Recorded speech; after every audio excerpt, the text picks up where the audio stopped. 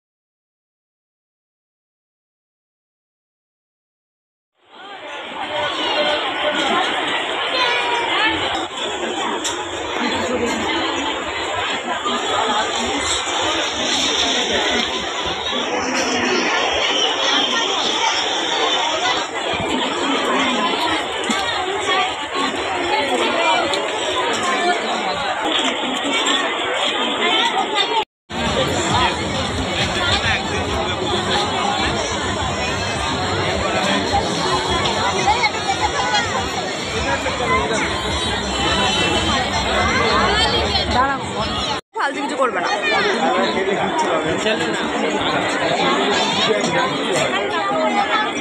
যাই